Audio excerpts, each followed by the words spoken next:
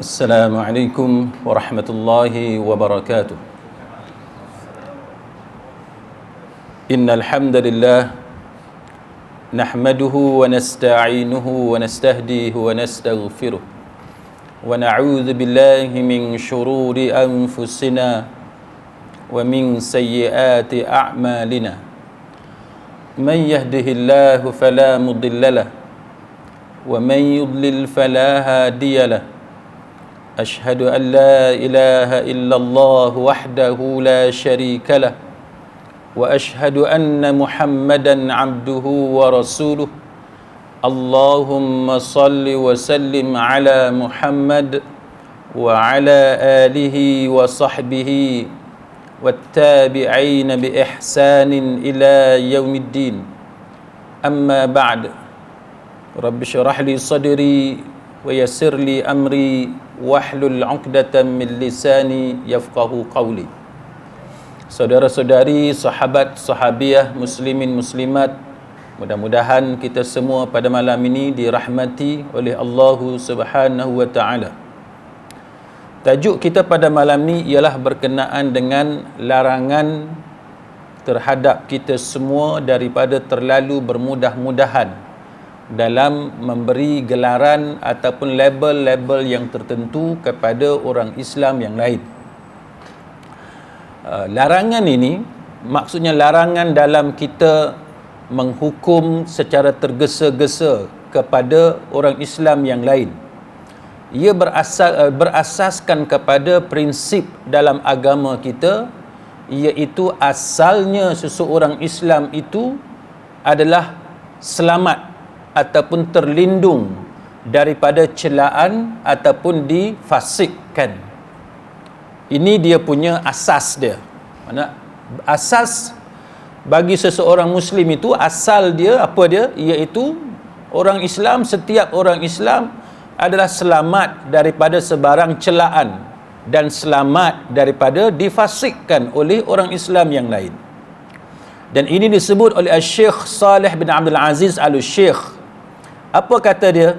Kan, dalam tajuk Al-Wasatiyah wal I'tidal, kan, Syekh Saleh kata apa, tuan-tuan? Dia kata al-aslu fil muslim as-salamah. Dia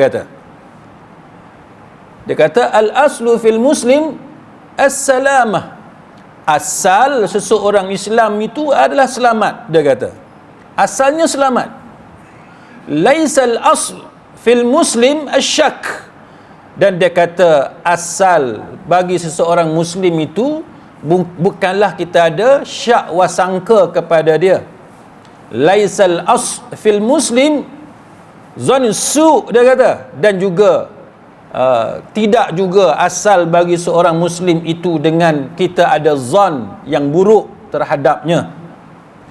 Dan dia kata apa? Syekh Saleh bin Abdul Aziz Al-Syekh kata, dia kata walau kana indahu ma la yanbaghi minal a'mali wal aqwal.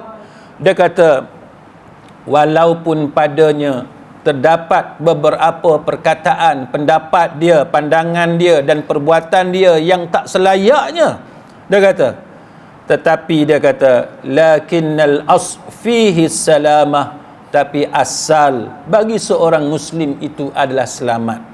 Makna selamat daripada celaan, selamat daripada difasikkan, selamat daripada dituduh, diberi gelaran-gelaran yang buruk.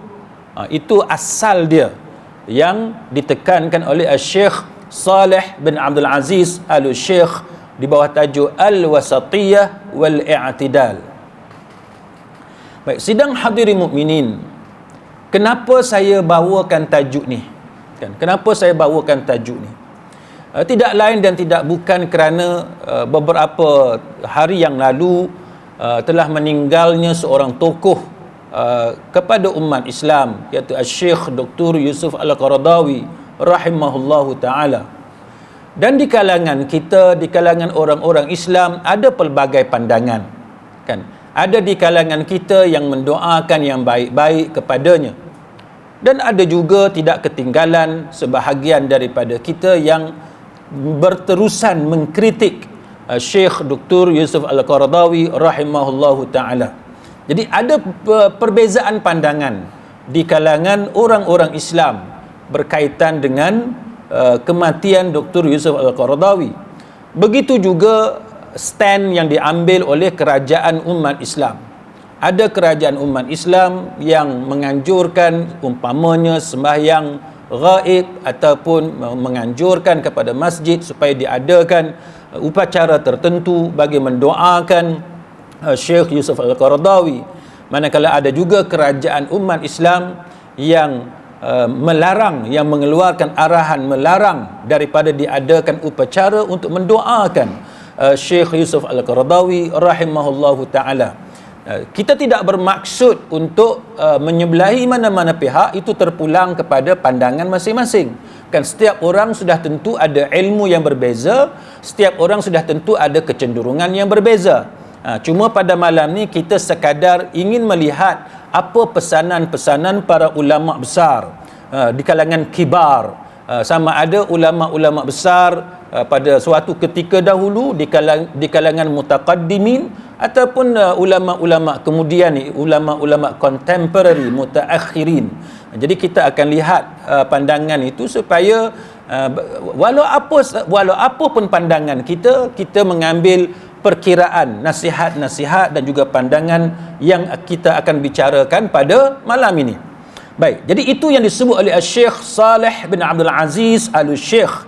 Jadi dia kata bahawa asal seorang Islam tu selamat daripada celaan, daripada difasikkan dan sebagainya. Kita tak boleh ragu-ragu terhadap dia, tak boleh ada sangkaan-sangkaan yang buruk kepadanya.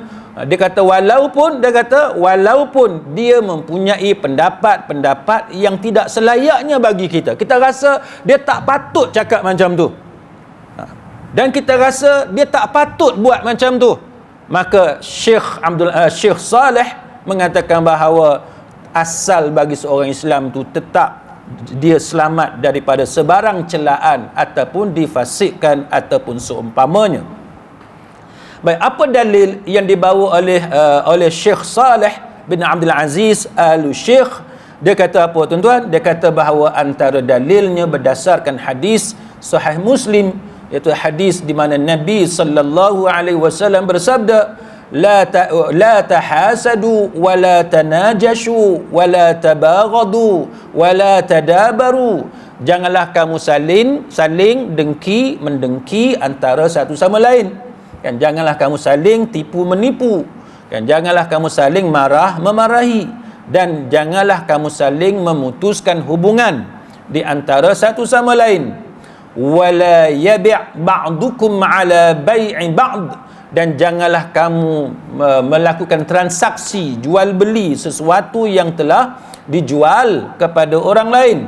Punyalah kita ni diajar oleh Nabi sallallahu alaihi wasallam bab jual beli pun, kalau dah jualan tu kepada orang lain, kita dilarang pintas, kan, pasal nak jaga hubungan ukhuwah, kan, brotherhood di kalangan kita, sisterhood di kalangan kita, nak jaga hubungan sesama orang Islam. Baik, selepas tu Nabi kata apa? Wa kunu ibadallahi ikhwana, jadilah kamu hamba Allah yang bersaudara. Al-muslim akhul muslim, Nabi kata seorang muslim itu adalah saudara bagi muslim yang lain. La yazlimuhu wa la yakhdhuluhu wa la yakdhibuhu wa la yahqiruh. Nabi kata, iaitu macam mana? Dia tidak menzalimi saudaranya, kan? Dia tidak mendustakan saudaranya, dia tidak menghinakan saudaranya. Dan Nabi kata bahawa at-taqwa hahuna. Nabi kata takwa tu dekat sini. Nabi kata, Nabi tunjuk isyarat wa yushiru ila sadri thalatha marrat. Nabi tunjuk dekat dada baginda 3 kali, kan, 3 kali Nabi buat isyarat macam tu. bihasabi mri'in minasyarri ay yahqira akhahul muslim, kullul muslim 'alal muslim haramun damuhu wa maluhu wa 'irduh. Dan dia kata, Nabi kata, cukuplah seorang muslim itu dikatakan buruk apabila dia menghina saudaranya yang muslim dan setiap muslim atas muslim yang lain, haram darahnya, haram hartanya dan haram kehormatannya. Baik, itu dia punya foundation, asas dia, kan? Asas dia dan dia punya original principle dia, prinsip asal dia ialah macam tu. Tak boleh kita bermudah-mudah, kan? Tak boleh kita gelar-menggelar, menghina dia, memberikan kata-kata buruk kepada dia, tak boleh. Tetapi, kan, ada tetapi. Bukan kata langsung tak boleh bagi gelaran, bukan kata langsung tak boleh buat tuduhan, tak. Itu hukum asal dia, kan? Itu hukum asal dia. Dan ada tetapi, tetapi apa dia? Apabila jelas sesuatu yang bertentangan, barulah kita ini perlu buat pertimbangan, kan? Kalau ada bukti yang jelas, kan, clear evidence, ada benda yang terlalu jelas yang kita tak boleh nak tolak dah, maka pada ketika itu ini perlu diberi pertimbangan. Dan ini disebut oleh Syekh Al-Albani rahimahullahu ta'ala. Apa kata Syekh Al-Albani rahimahullahu ta'ala?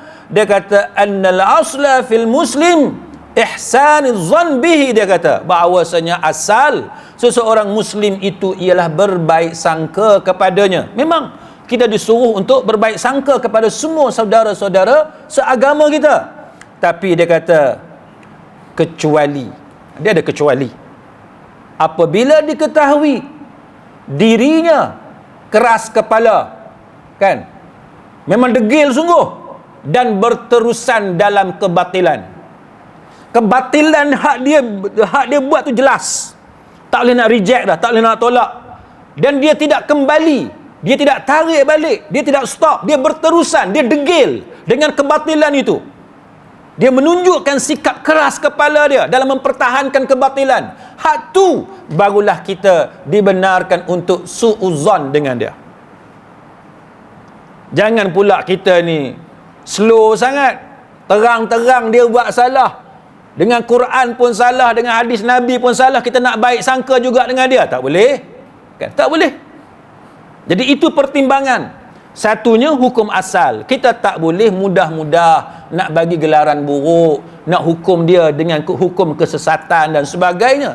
Pada masa yang sama, kalau bukti itu terlalu jelas, tak boleh ditidakkan, tak boleh nak baik sangka aja, maka kita tidak lagi boleh berterusan berbaik sangka kepada orang yang macam ni. Itu kata Syekh Al-Albani rahimahullahu ta'ala. Baik, lepas tu tuan-tuan, Syekh Abdul Muhsin Al-Abbad, dia kata apa? Dia kata al-aslu fil muslim, dia kata asal seseorang muslim itu ialah dia tidak diberikan jarah ataupun ta'dil, kan? Kita nak puji dia ke, nak cela dia ke apakah, kita jangan mudah-mudah, kan, kecuali selepas adanya sesuatu yang menuntut adanya tajrih atau ta'dil, kecuali ada urusan yang menyebabkan kita perlu tentukan dia ni orang yang macam mana, orang yang terpuji ke orang yang tercela. Contoh macam kita mengaji bab hadis, kan, bab rijal, pasal perawi, yang tu tak ada pilihan, kena jarah dan ta'dil, kan. Dalam bab kita meminang anak orang, anak kita nak kahwin dengan seseorang, ataupun kita terima pinangan daripada seseorang, hak ni kita tak ada pilihan. Kita nak kena study, kena siasat orang tu macam mana. Kita pun tak mau serah anak perempuan kita kepada lelaki yang mungkin akan membawa mudarat kepada anak perempuan kita. Maka pada ketika itu dituntut untuk kita korek, untuk kita explore, untuk kita cari, kita gali orang tu macam mana, maklumat pasal orang tu. Asalnya tak boleh, tapi bila ada keperluan, sebab untuk keselamatan anak perempuan kita, untuk keselamatan anak lelaki kita, entah mana anak perempuan siapa, entah dia berkenan, kita kena cek latar belakang keluarga dia siapa, entah bini orang ke apa, hak tu kita kena ambil tahu, kan. Ada ke orang perempuan dua suami? Ada, sebab tu kita cerita, kan. Kita tak buat, tuan-tuan. Tapi orang hak jahat ni dia buat. Berapa kes dah saya duk buat, tuan-tuan. Yang si pembantu rumah ni, dia kahwin dengan majikan dia, sedangkan suami dia ada duduk di kampung asal dia. Dia tak peduli. Yang penting duit. Yang penting harta. Ada dua suami pun tak apa. Dua suami kalau bercerai tak apalah, bercerai dengan suami asal, lepas tu kahwin dengan suami baru, yang tu kita tak petikai. Ini dua suami pada masa yang sama. Maka kena cek. Walaupun asalnya kita tak boleh duk korek-korek cerita pasal seorang Islam. Tak boleh. Tapi bila ada keperluan untuk maslahah, maka boleh. Untuk mengelak daripada mafsadah, maka dibenarkan untuk kita mencari kan maklumat tentang orang itu, tentang orang yang berkenaan. Boleh kan? Dan Syekh Abdul Muhsin Al-Abbad dia kata apa? Kerana itu kita tidak menerima hadis orang yang majhul. Orang yang majhul, orang yang tidak dikenali keadaan dia tu siapa apa semua, maka kita tak terima hadis tu. Walaupun dia orang Islam, kita kata kena baik sangka sebab dia orang Islam. Dah. Dalam bidang hadis, periwayatan hadis, kita tak boleh menggunakan prinsip baik sangka maka kita terima hadis dia, tak boleh. Itu contoh kan yang disebut oleh Syekh Abdul Muhsin Al-Abbad. Kemudian berkata Syekh Saleh Fauzan. Syekh Saleh Fauzan kata apa? Asalnya seseorang Islam itu adalah adalah, dia adil. Hukum asal orang Islam apa dia? Dia adil. Kita tak boleh kata dia fasik, tak boleh. Asal orang Islam dia adil, kecuali ada evidence, bukti yang menunjukkan sebaliknya. Itu kata Syekh Saleh Fauzan. Dia kata selama mana tidak nampak bukti lain yang bertentangan.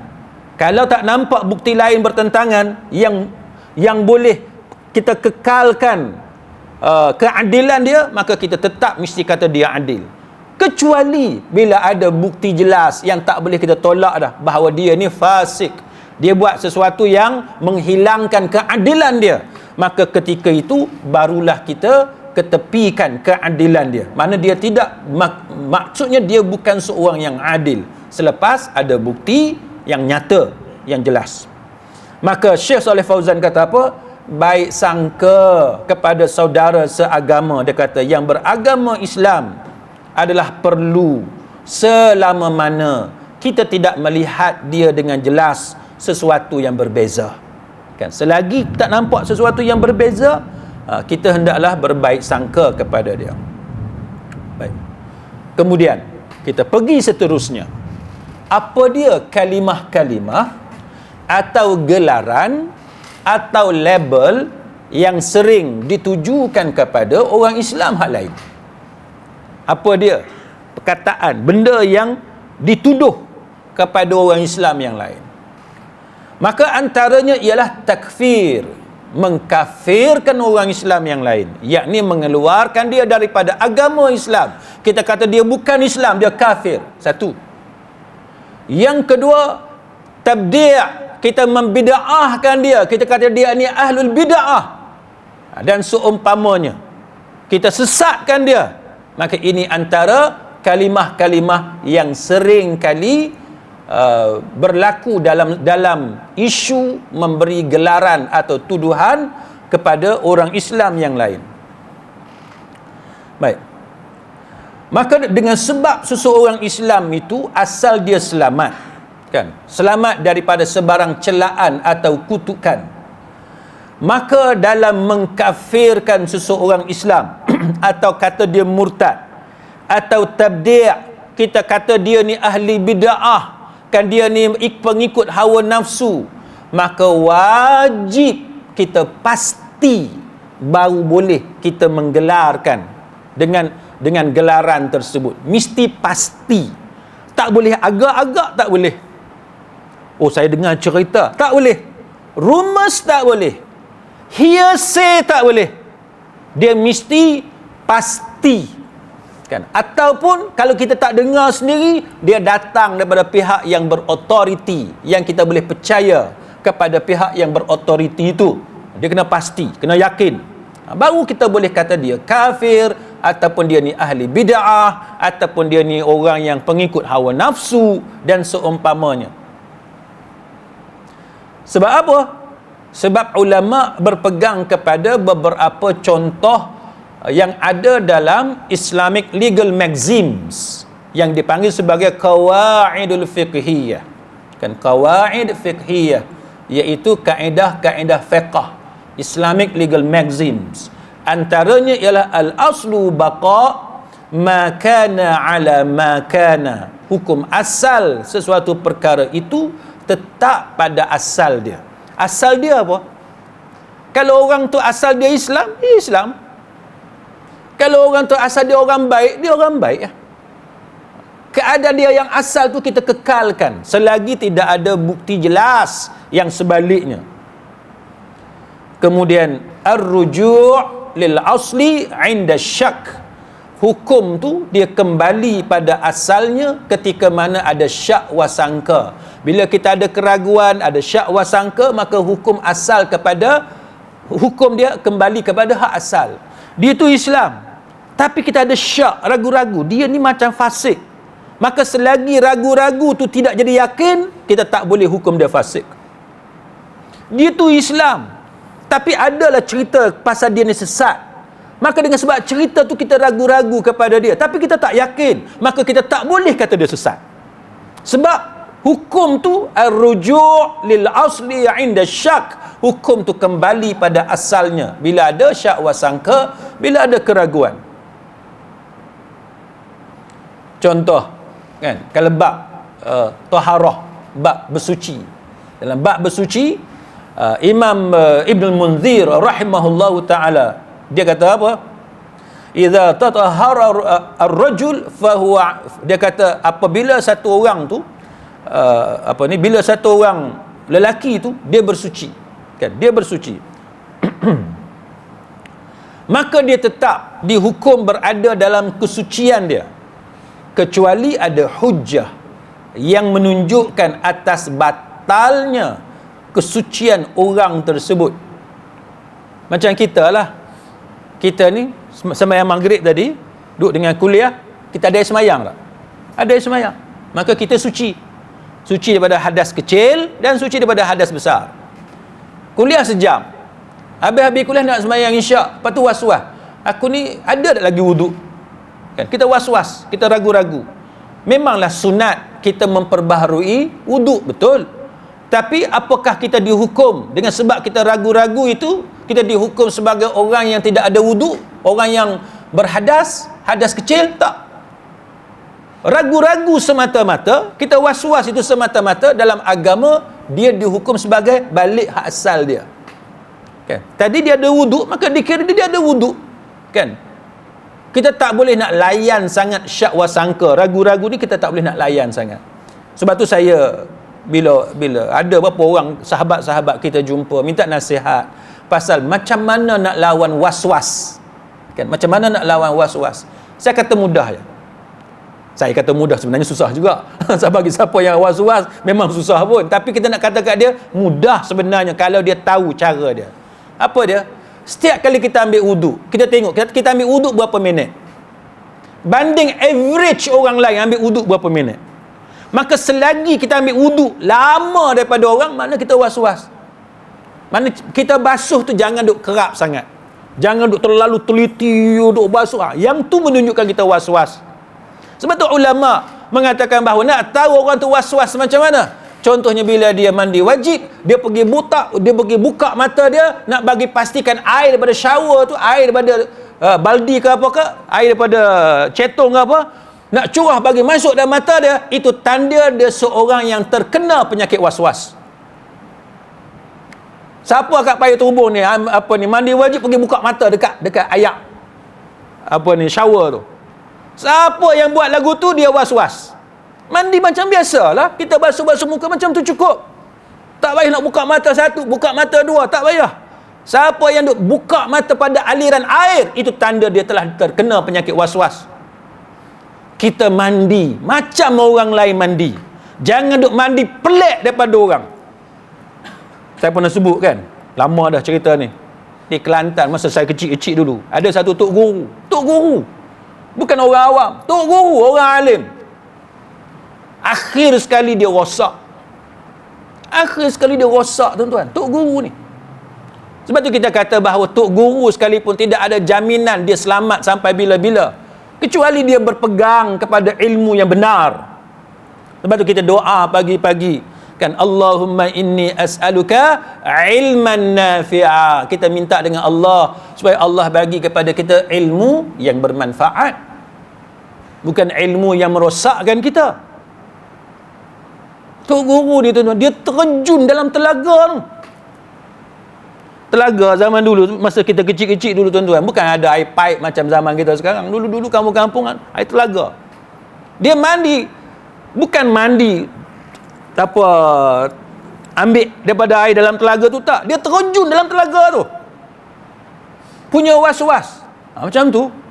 Kita tengok average orang lain macam mana mandi. Ambil air dalam telaga cukup lah, tak payah terjun.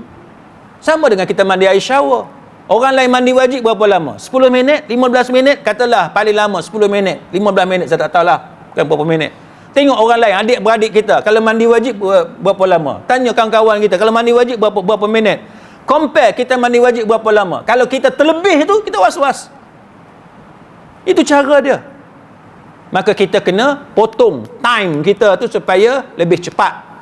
Jangan orang lain masuk tandas 10 minit, kita masuk tandas 30 minit. Itu menyusahkan diri sendiri dan menyusahkan orang lain. Baik. Maka sidang hadirin mukminin, apabila kan kita melihat satu orang tu dia melakukan perkara yang menyebabkan kufur, apakah boleh kita terus mengkafirkan dia? Jawapan dia tidak. Kita tak boleh terus mengkafirkan dia. Kita nak kafirkan dia, kena cukup syarat dulu. Kan? Kena cukup syarat dulu. Dan dia punya mani', kan? Penghalang itu hilang.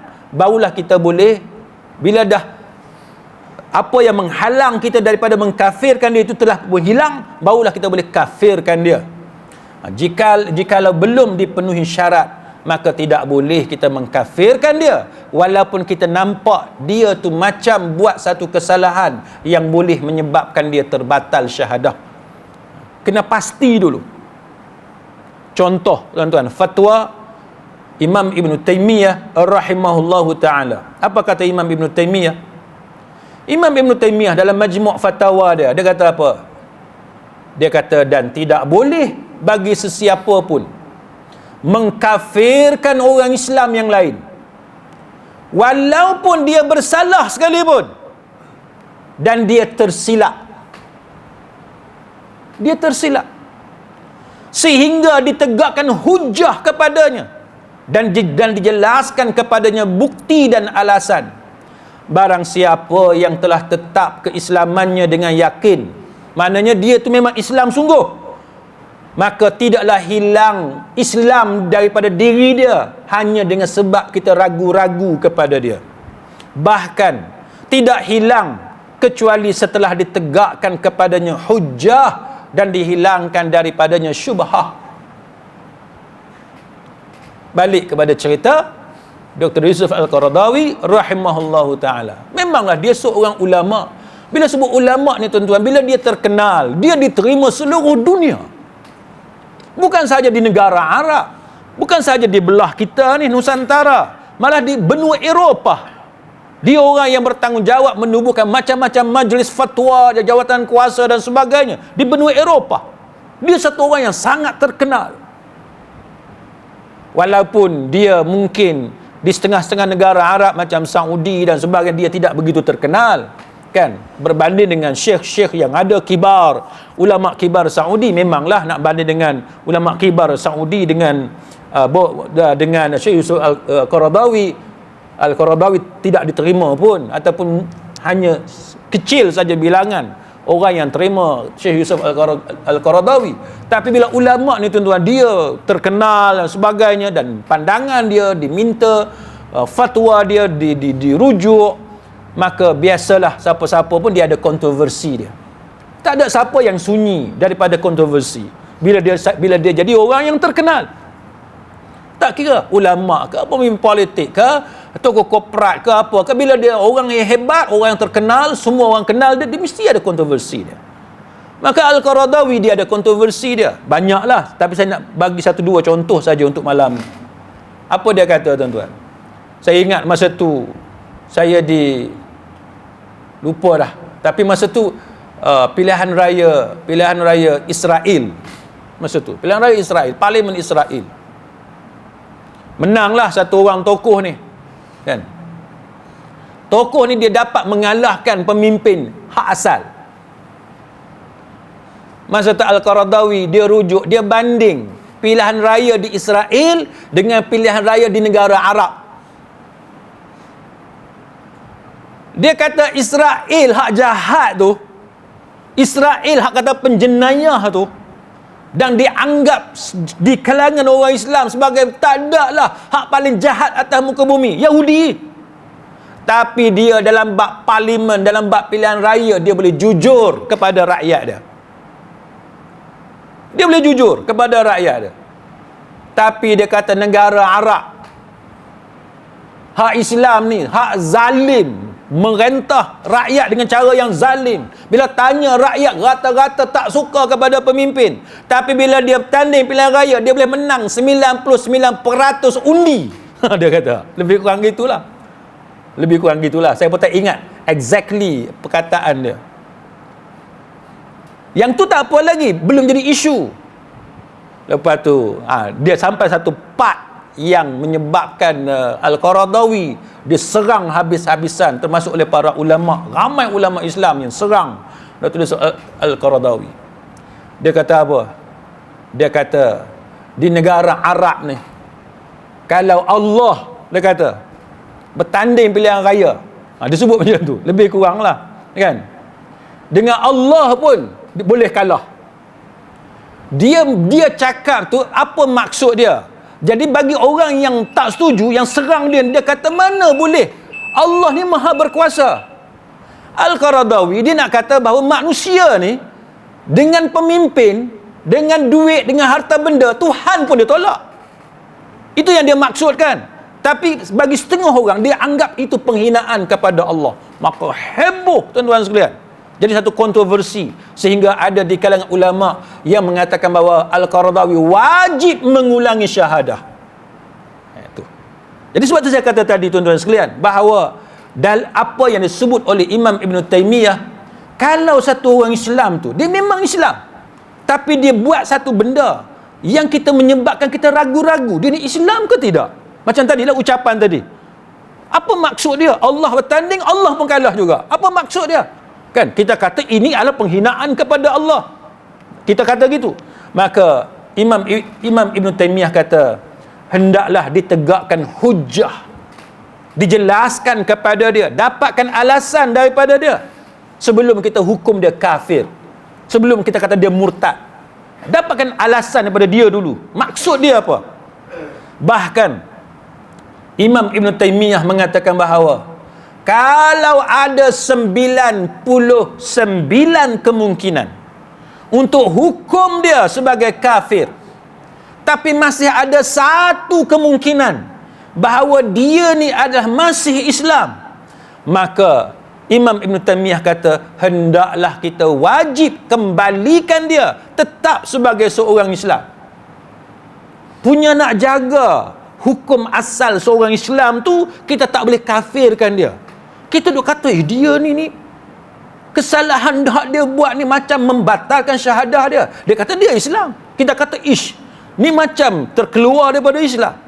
Tapi kalau masih ada satu kemungkinan, walaupun ada 99 kemungkinan dia terkeluar daripada Islam, tapi kalau kata dia masih Islam dan itu satu kemungkinan, maka dia tetap disebut sebagai seorang Islam. Syekh Ali Al-Qari rahimahullahu ta'ala dalam syarah Fiqh Akbar, dia kata apa? Dia kata para ulama menyebut tentang hal ini, bahawa bila berkait dengan kafir, kalau dia ada 99 kemungkinan dia tu kafir, dan satu kemungkinan yang menafikan kekafiran dia, maka yang lebih utama bagi seorang mufti atau qadi untuk mengambil kemungkinan yang menafikan kekafiran dia. Mana kita kena nafi, dia bukan kafir, dia Islam.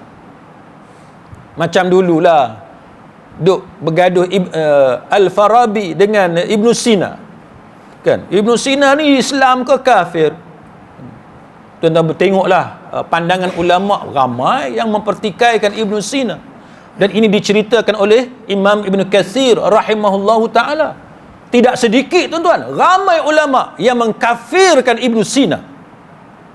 Tapi tuan-tuan tengok fatwa mufti wilayah zaman Dr. Zul jadi mufti wilayah, dia kata walaupun ramai ulama yang mengatakan bahawa Ibn Sina terkeluar daripada Islam dan sebagainya, tapi dia sebut pendapat walaupun itu dhaif, pendapat yang dhaif di sisi yang disebut, yang dinakalkan oleh Imam Ibn Katsir rahimahullahu ta'ala.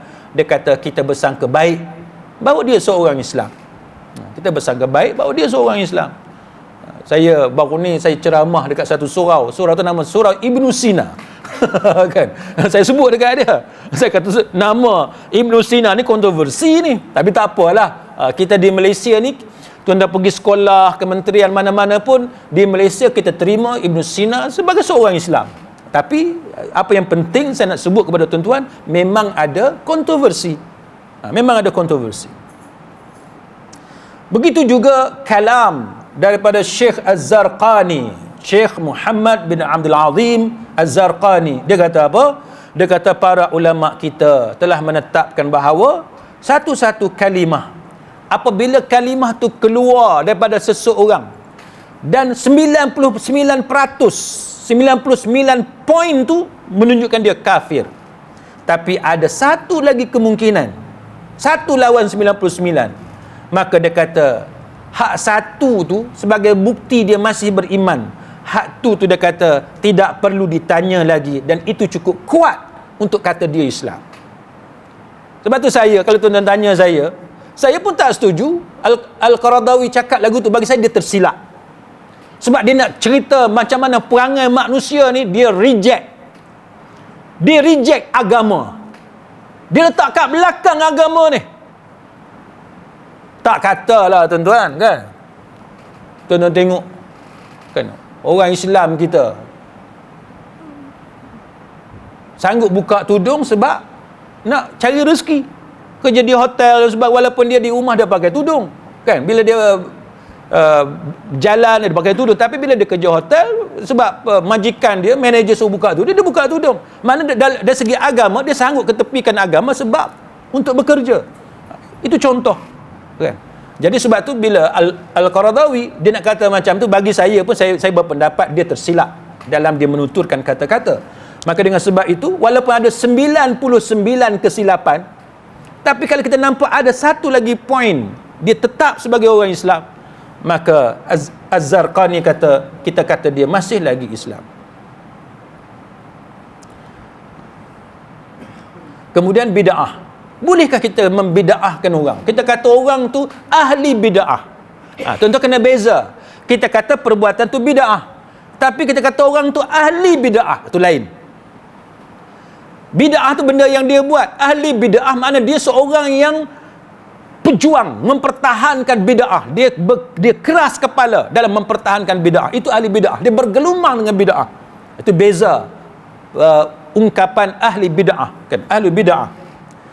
Maka ulama, tuan-tuan sekalian, ramailah, antaranya Syekh Yusuf Asbat rahimahullahu ta'ala, dia kata usulul bid'ah arba', dia kata asas pokok bid'ah ni 4. Bila sebut bid'ah ni 4.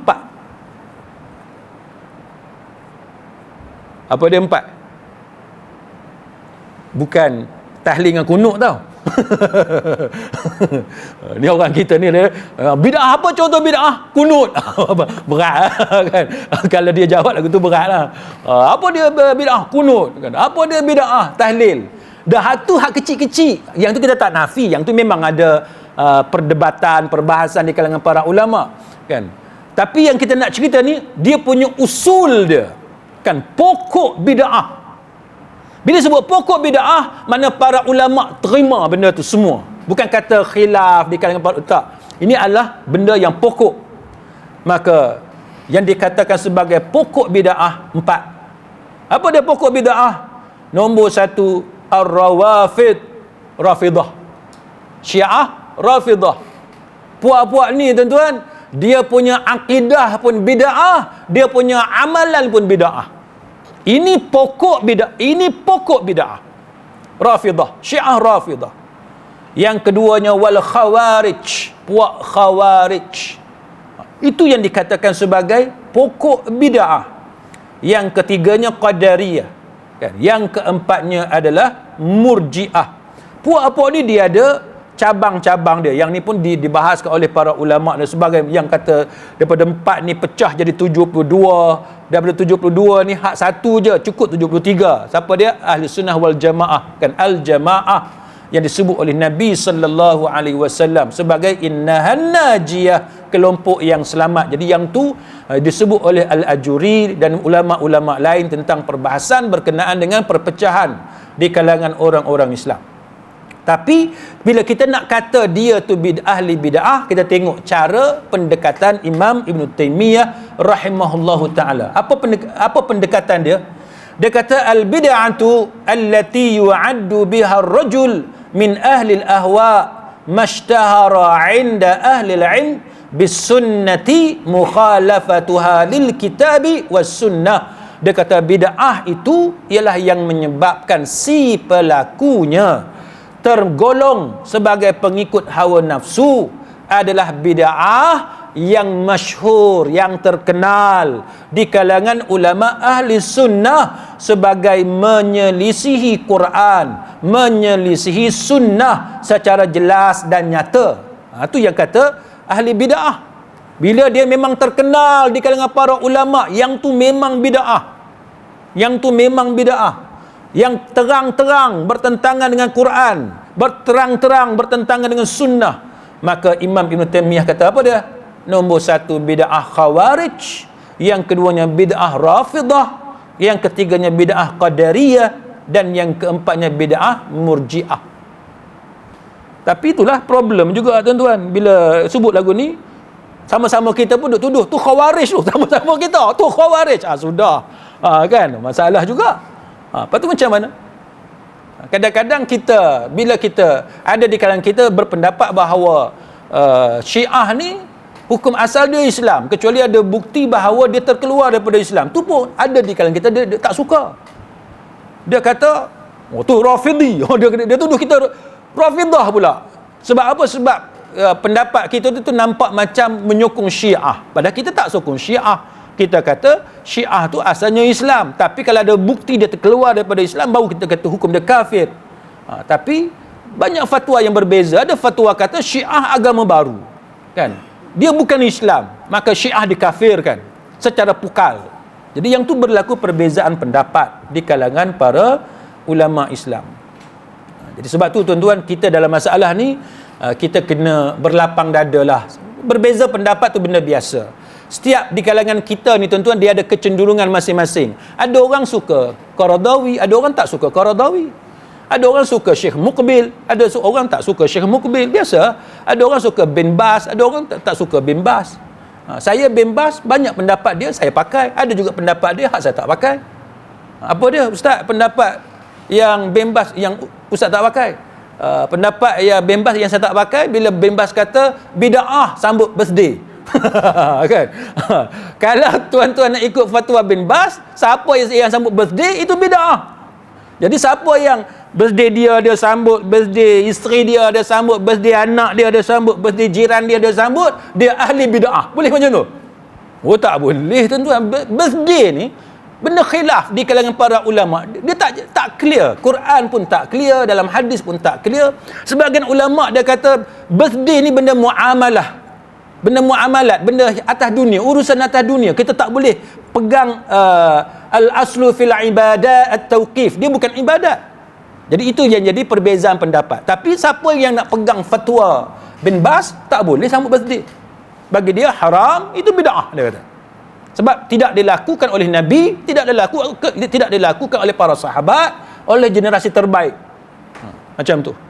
Tapi bagi siapa yang kata birthday ni sebagai muamalat seharian, urusan atas dunia, apa aktiviti kita atas dunia, maka dia kata al-aslu fil umur ataupun al-aslu fil asya al-ibahah, kan. Jadi itu perbezaan pendapat di kalangan para ulama tentang benda-benda macam tu. Jadi setiap orang tu dia ada kecenderungan masing-masing, kan. Ada orang suka bin Baz, ada orang ambil sebahagian pendapat sama dengan Imam Ibn Taymiyah, kan. Ada orang dia suka kepada fatwa Imam Ibn Taymiyah, kan. Ada orang dia tak begitu selesa dengan Imam Ibn Taymiyah. Tapi yang penting ulama ni ramai, tuan-tuan.